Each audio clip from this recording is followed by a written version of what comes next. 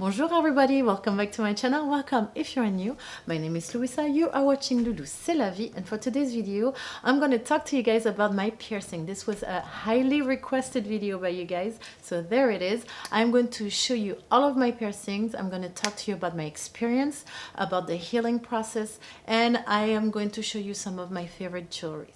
Okay, before I get into the meat of this video, if you're enjoying this content, please don't forget to leave me a big thumbs up, and if you're coming back for more of my videos, don't forget to subscribe to my channel. It really helps me out. And finally, don't forget to share with a friend if you think it can help them in their journey. Okay, with no further ado, let's get into this video. I already finished my cup of tea. Okay, so the first piercing that I got, like every other woman on this planet Earth, are my lobes, and I was a baby when I got them done. I don't think I was 1 year old yet, and I was probably, I'm 100% sure I was done with a gun, because there was no way my mom was going to go to a piercer in the 80s to get my ear pierced. So my lobes are the first one that I got done. Can't remember it. Second piercing I got done was my the second piercing I got done, wait, I have to lower the camera a little bit for you guys to see. Okay, the second piercing I got done was my belly button piercing that you see right here. It was done in, I believe, 2001. And it was done on a very small amount of skin, which means that the barbell length for my jewelry has to be really short. I have to buy a barbell that is like 6 millimeters long, which is super short. They usually go, I think the standard length is like 10 millimeters or something like that. I was able to find on Amazon jewelries that are that short in surgical metal. What you call the metal again? Surgical metal. I think that's the name of it. I will link down below the link to the Amazon store where I got this piercing. It came in a pack of like 6. I will show you guys later all these piercings. Okay, now my experience, I don't remember much about the pain because it was about 20 years ago, 21 years ago, so the pain I can't tell you because I don't remember. I went with a girlfriend who was getting her tongue pierced, and originally I was gonna get my tongue pierced too, but she went first and I saw the whole process of getting the tongue pierced, and I was like, there's no way on earth I'm doing this. She almost broke my hand when she was holding it while getting pierced because the pain was so great, and seeing the needle going through her tongue, I was like, no. Thank you, but no thank you. And her healing process was crazy. She had like a fat tongue for like at least a week. It was, and she was talking like if she had a hot potato in her mouth for the longest. I was making so much fun of her. But yeah, I didn't get the tongue pierced at all. I went for the belly button. I don't remember my pain, but I remember my girlfriend's pain. So yeah, that's for the side note. Now, something I do remember is that I got this piercing in the spring of 2021. And that summer, I was going to spend the summer in New York City. And in New York City, I got an acrylic French manicure. So I had long nails. First and last time I've ever done an acrylic French manicure. That's a subject for another video. Let me know in the comments down below if you want me to talk about that and my nails and all that craziness, but I know some of you already requested it, but let me know if you want to know more about that. So I got this beautiful acrylic French manicure and I was so impressed by it. Once I got this manicure, I noticed that my belly button piercing was starting to get infected again, and it took me a second, but I eventually understood and realized that the reason why I was getting an infection was because of the bacteria that were under my nails. I don't usually have long nails. This is as long as my nails ever get. I had to really make sure that I was cleaning under my nails, not just washing my hands before I was cleaning my jewelries, but also cleaning under my nails with hand sanitizer or a brush, an old toothbrush with a little bit of soap, and really like scrubbing under my nails.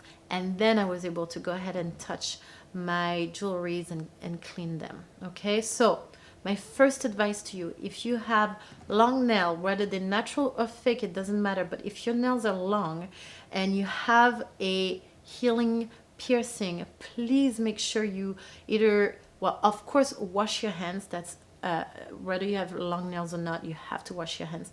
But please make sure that you are scrubbing or sanitizing under your nails, because there's a lot of bacteria under there. We don't realize it. One more thing, and last thing about my belly button piercing, and then we're gonna move on to my ears, is that I, at some point, took out the piercing, maybe a year or so before getting pregnant with Ella. I got pregnant with Ella in 2012, and during the pregnancy, of course, I did not wear the piercing. I gave birth to Ella, I breastfed Ella, and maybe a year after I gave birth to Ella, I was ready to put my belly piercing back on. And I realized that the piercing was almost, the piercing was almost closed.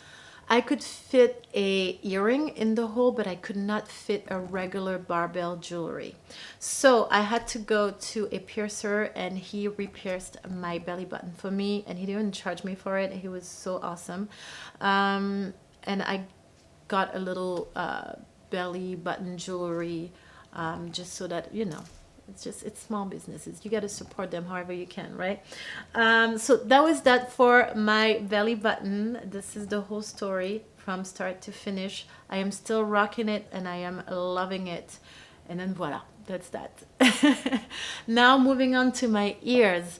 The next piercing that I got was my second lobe, but only on the right side. Why did I get it only on the right side? Because at the time, again, we're in the early 2000s. Luisa is in her early 20s. Life is beautiful. I am so innocent, but yet, you know, a little adventurous. And I fell madly in love with a man that had two piercing on one side, and I wanted to be cool like him, so I did a second piercing on the right side. I never really, so it was done with a gun in a jewelry store somewhere in Paris. Don't ask me, I don't even know where it was.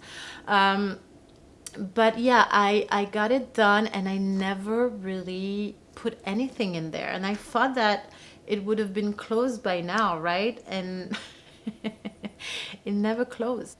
So my right is your left, my left is your right. If I say left and right and it showed on your screen as the opposite, don't be mad. It's just a mirror situation with my camera, and voila. Okay, so don't worry about it. So 2018, I finally decided to put a little jewelry on the second lobe on my right, and I got a kind of an epiphany. I was like, okay, I am getting my ears customized. At this point, I was already thinking about getting a curated ear. It was trendy back then, and I just loved all the jewelries and how it was just making ears look beautiful. So, you know, I was like, okay, you know what, let's just do this. So end of 2018, I went ahead and got the second lobe pierced and my conch. I'm gonna get a little bit closer. Okay, so we got second lobe pierced and we got the conch pierced on my left side. I did a video about this whole experience. I will link it right here for you guys to see. It was done at a very, very good piercing studio here in New York, Queens, called True Expression Studio. I will link their information down below. Had an amazing experience. Again, go and check out the video. I really talk in detail about how everything went. I was pierced by the owner of the studio, and he did an exquisite job. This conch piercing was my first cartilage piercing ever. And like I said in the video, I was very scared about getting cartilage piercing because although I'm familiar with getting my skin pierced, I'm not at all familiar with getting cartilage pierced. But it all went very well. The pain doesn't last long at all. The actual act of piercing is a quarter of a second, but the pain itself kind of ripples in your ears for about 5 minutes, and then it slowly dissipates and you're fine. And then after that you have to deal with the healing process. Now the healing process on cartilage is a little tedious, especially on your ears, because at night you more than likely gonna turn on one side or the other to sleep.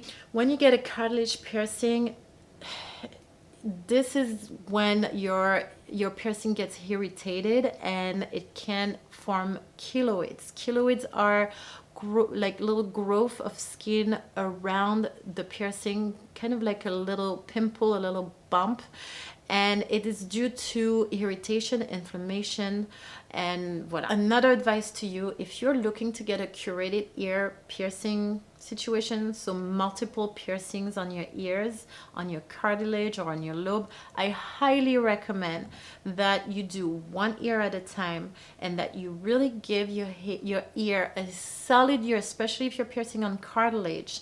If you're piercing on lobe, it's a little bit easier, but on cartilage, give it a solid ear to heal before you move on to the next ear.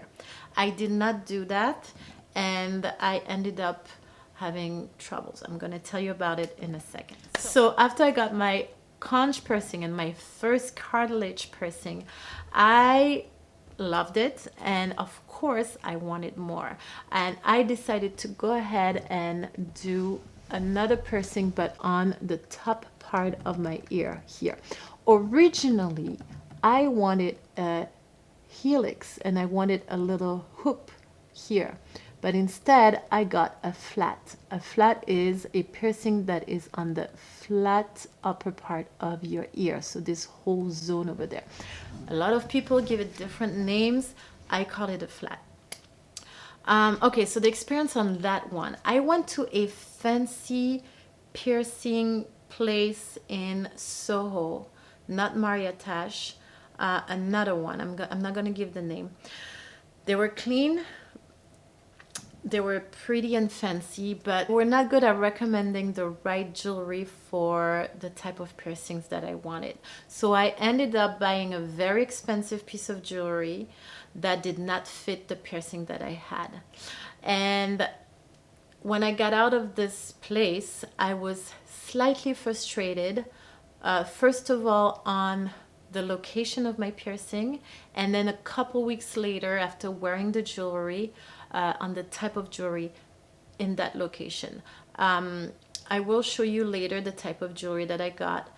The jewelry itself is absolutely gorgeous, but when you are dealing with this area of your ear, the flat area, you want a piercing that is, well, flat. You want something that is small and that will not have too much volume, because I have curly hair and I always have my hair over and I always do things like that.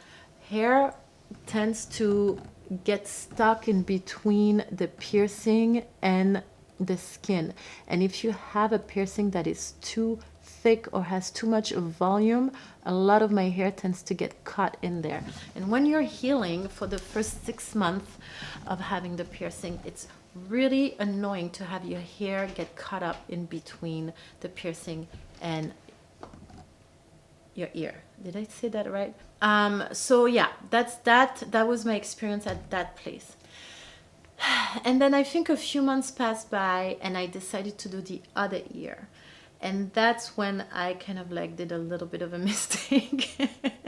Okay, so I decided to do my second lobe, my second conch piercing right here. And hi camera, how you doing? Okay, and in order to do that, I decided to go back to the same piercer that did this conch to do the other conch, because I wanted them to be perfectly symmetrical. I wanted them to be done exactly the same way. So I went back to True Expression and he did my second conch. He wasn't really keen on doing my second conch because he didn't think that the first one was healed properly, and he knew that by not giving enough time for one ear to heal properly, you were gonna you're gonna get a lot of problems with the second one, because when you sleep at night, like I probably said earlier, you're gonna go from one side to the other, and so you're gonna have a lot of frictions, and friction means inflammation, keloids, and a longer healing time. Okay, he was 100% right, but I didn't want to hear it, so he pierced my conch anyway. He did an amazing job, and the conch healed very well because I was sleeping on the right side. But what had happened was, the right side ended up having a huge keloid. It was not huge, I'm exaggerating, but it was a pretty decent bump in the back. And so one day I decided to take it out. But before I took it out, I went ahead and get another piercing on this side. And this time I wanted to get what I wanted, a freaking helix piercing. And the goal was to get a loop, a circle. A loop? Non, c'est pas un loop. A hoop. A hoop. So, putain, ça va être chaud. Hein? Hey, English is my second language. Be nice. I went to a different studio. I did this one in a very good piercing / tattoo studio called Studio 28 in Manhattan. Great experience. They are very knowledgeable on what they're doing. The girl who pierced me was amazing. She listened to me. She listened to what I wanted. She gave me the best advice for my piercing jewelry. And I came out of there with exactly what I asked for, plus some information. She told me that she was not going to put a hoop on my helix right away because it's best to wait for it to heal 100% before you put a hoop on it.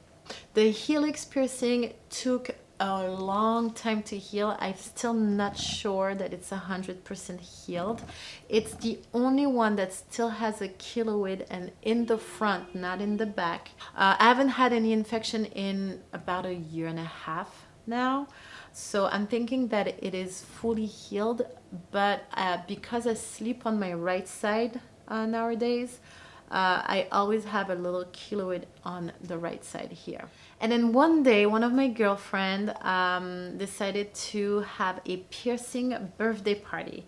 I don't know if you guys ever heard about this concept. It's kind of like a tattoo party type of thing, except that you're getting piercings instead.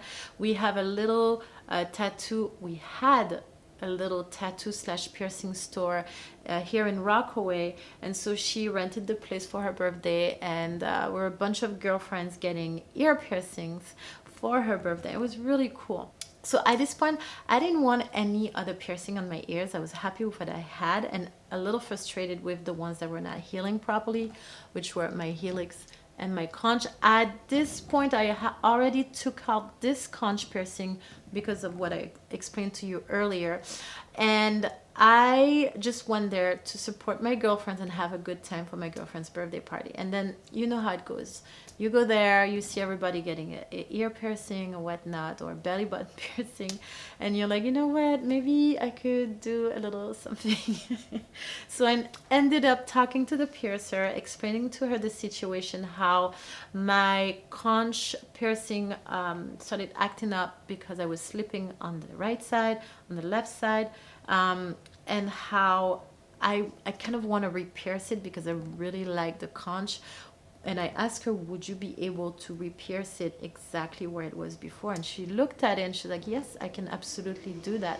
And so here I was getting pierced again, and I think I have a picture of it. I'll link it right here.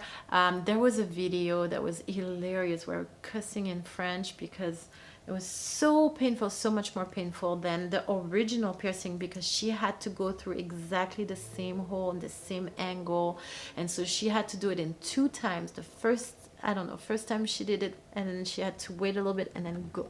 It was horrible. I have a picture of it. This was by far the most painful piercing ever, but she did great. She was able to pierce exactly where the original piercer did it, and it healed beautifully. I still have a little bit of a keloid in the back, but it's so much better than what it used to be, you guys. I am able to move my piercing, like, I don't know if I can show you, but I'm able to move it in and out I was not able to do that before because there was a decent sized bump in the back and it was taking all the space. And the bar that I have on all of my piercings are 1/4 of an inch length. So that's that for my piercing experience, for the pain. My recommendations, please make sure that you pierce one ear at a time and give it a solid year to heal before you move on to the next ear. It will save you so much drama, trust me. If you have long nails, make sure that you clean nicely under your nails, as well as washing your hands before you go ahead and follow the recommendation from your piercer on how to take care of your piercings. Things that worked for me very well when I had little inflammation or infection on my ears was to use warm water with salt and a few drops of tea tree essential oil. Make sure that you get quality tea tree essential oil. This alone was everything when it came to cleansing my piercing. Warm water, not iodine, uniodine sea salt, and tea tree essential oils. Okay, and then I would put this in a cup and I would soak my ear like that for 5-10 minutes and then repeat over and over again. Okay, so that's that for my experience and my pain. Now we're going to talk about jewelry. All right, so I'm going to start with my Bellybutton jewelries. The first jewelries that I had was, oh my gosh, I don't have it anymore, but it was a hoop, silver. No, it was not silver. It was surgical metal, silver looking, and it had a little ball in the middle. Like I said earlier, back then they would give you a hoop for your belly button because they said that it was easier to clean it and to disinfect it. And then when I moved to the US, I bought myself, no, I didn't buy myself, Nigel bought me this piercing, which was pretty much the first piece of jewelry my husband ever got me. And this is what it looks like. So it's 14 karat gold, and it has a little gem, a little, what you call this, little charm hanging out. I wore this jewelry for as long as I remember, and then I eventually took it out because of modeling, and then after that I got pregnant, and that's the jewelry I tried to put back on when I was ready after I gave birth to Ella, when I was ready to put my jewelry back on, and then it just wouldn't go in the hole. Okay, the second jewelry I got from my belly button is this one right here. This beauty right here, again 14 karat gold. I have a feeling it's zirconiums. Again, I absolutely adore this belly button piercing. I bought it on a website called Body Jewelry Factory. I will link it down below. This one, we got it in a little piercing store in the West Village in Manhattan back in 2005. Okay, it's been a while. This one I bought online, and this one I put it on after I get my belly button re-pierced, and that's when I realized that those barbells are just too long for my little piece of skin.